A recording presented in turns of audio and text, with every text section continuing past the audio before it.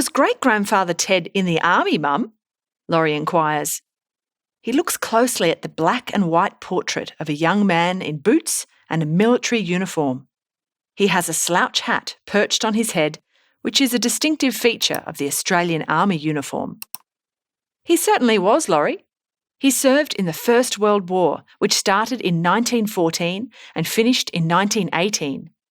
In 1915, your great-grandfather sailed across the Indian Ocean to a place called Gallipoli, which is in Turkey, part of Europe. Ted was an ANZAC soldier. ANZAC stands for the Australian and New Zealand Army Corps and was the nickname given to all Australian and New Zealand soldiers who fought in the First World War. Laurie nods enthusiastically to show his mum that he understands. Laurie puts the photo down and peers into the dusty box, thin silver cobwebs dangling from the sides. He pulls out a letter. It's dated the 25th of April, 1915. That's the day he landed at Gallipoli, Laurie's mum gushes with excitement, pointing at the letter. Laurie begins to read his great-grandfather's writing, imagining arriving at Gallipoli just like him. We arrived in the pitch black of the early morning. Our small, rickety wooden boats rocked tremendously, and I clutched desperately to the boat's rusty railings and waited for instructions to head ashore. The eerie calmness of the night was suddenly broken by the thunderous roars of 100 cannons from above. Bullets hissed as they sped past my head.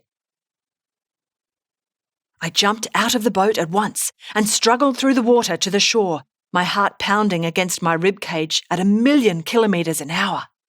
When I reached the beach, another Australian soldier grabbed my shaking hand and pulled me behind a rock, where I have stayed since. It is now daybreak. Crimson blood shines under the morning light and pools around the bodies of 700 dead ANZAC soldiers. Flies buzz horrifically around the corpses, and the smell has begun to attract rats as big as kittens. The sight of them almost makes me vomit. Weak, with very little food and no opportunity for sleep, beating the Turks seems utterly impossible. But I'm not going to give up.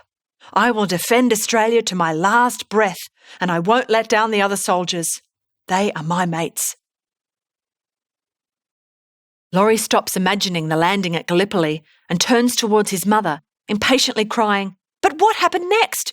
What did great-granddad Ted do? Did the ANZACs win?" Laurie's mum smiles, happy that her son is so interested in Australian history. Well, the ANZACs kept fighting for another 8 months, but they were unable to defeat the Turkish. They evacuated or escaped from Gallipoli by boat and were then sent to other battles. Although Australia did not win at Gallipoli, they still won the war.